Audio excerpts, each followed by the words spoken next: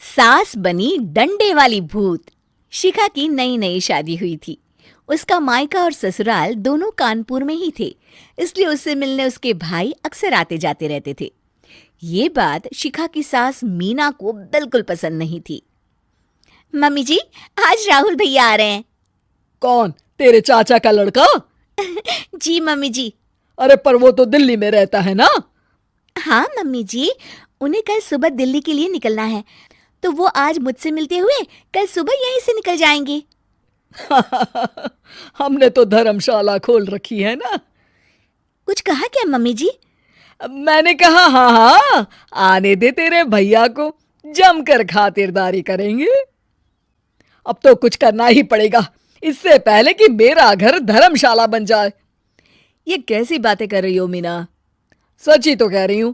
अभी इसकी शादी को साल भर भी नहीं हुआ और आए दिन इसके घर वाले आ धमकते हैं। अरे तो क्या हुआ, वो इसी शहर में रहते हैं तो हाल चाल लेने आ जाते हैं। इस बार मैं उनका हाल और चाल दोनों ही बिगाड़ दूंगी। अब बहुत हो गया जी। अरे ये कैसी बातें कर रही हो, हे भगवान, बस आप तो देखते जाइए। शाम को राहुल आता है। नमस्ते आंटी, कैसे हैं आप लोग? हम लोग तो ठीक है, तुम कैसे हो बेटा? मैं भी अच्छा ही हूँ आंटी। बस आज रात के बाद नहीं रहोगे। चलिए भैया, मैं आपको हमारा घर दिखाती हूँ। रात में खाने के टेबल पर शिखा, रोहित कहीं दिखाई नहीं दे रहा। जी भैया, वो ऑफिस के काम से बाहर गए हैं, कल शाम तक आएंगे। अच्छा अच्छा। बेटा, क्या तुम भूत प्रेत में मानते हो? नहीं नहीं आंटी जी, पर अचानक आपको ये ख्याल कहाँ से आ गया?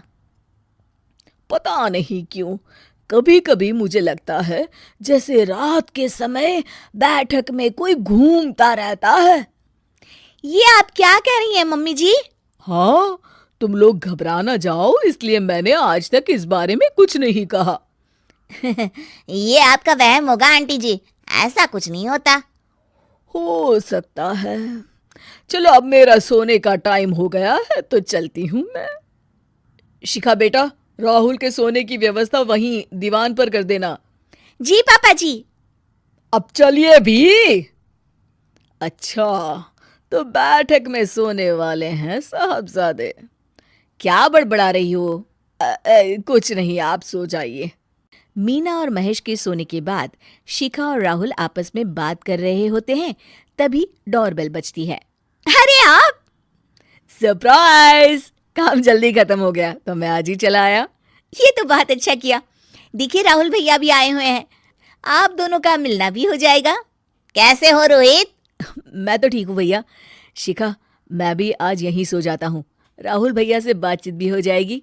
अच्छा अच्छा ठीक है। मीना आधी रात को उठती है, कंबल मुंह से पैर तक ओढ़ के डंडा लेके बैठक में आती है और देखती है दीवान पर चादर ओढ़े कोई लेटा हुआ है।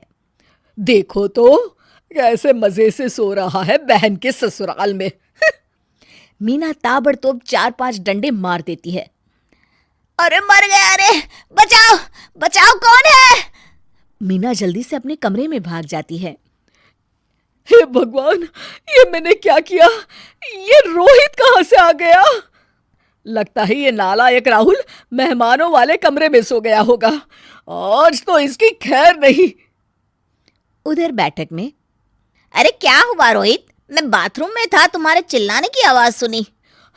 पता है भैया, मैं सो रहा था, अचानक से कोई आकर मुझे डंडे मारने लगा। ये क्या कह रहे हो? लगता है तुम भी आंटी की तरह भूत प्रेत में मानते हो। नहीं नहीं भैया, सच में कोई आया था। मैं तो जा रहा हूँ मेहमानों वाले कमरे में सोने के लिए। इस समय अपने रूम में जाऊंगा तो शिखा की नींद खराब हो जाएगी। ठीक है भाई, जाओ तुम, जहां तुम्हारा भूत डंडा लेके ना आ सके। थोड़ी देर बाद मीना कंबल ओढ़ के डंडा लेकर मेहमानों वाले कमरे में पहुंच जाती है। वो बिस्तर पर सोए रोहित को फिर डंडों से मारने लगती है। अरे मर गया, अरे मर गया। तू भूत प्रेत में नहीं मानता ना? ये ले, अब डंडे खा। हैं? ये तो माँ की आवाज है।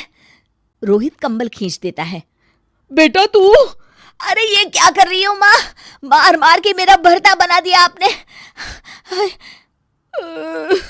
माफ कर दे मेरे लाल, मैंने तो तुझे ही मार मार के लाल कर दिया। मैं तो उस राहुल के बच्चे को सबक सिखाना चाहती थी। राहुल भैया को? हाँ बेटा, मुझे लगा अगर उसे डंडे मारूंगी तो शिखा के मायके वाले यहाँ आना छोड़ देंगे। हे भगवान, माँ, ये घर शिखा का भी है, उसके घर वाले जब चाहे आ सकते हैं। हाँ बेटा, आज मुझे भगवान का इशारा समझ में आ गया। मैं कितना गलत करने चली थी और अपने ही बेटे को चोट पहुंचा दी। अब चुपचाप जाके सो जाओ माँ, और किसी को कुछ बताने की जरूरत भी नहीं है। शिक्षा दूसरों का बुरा चाहने वालों के साथ भी बुरा ही होता है।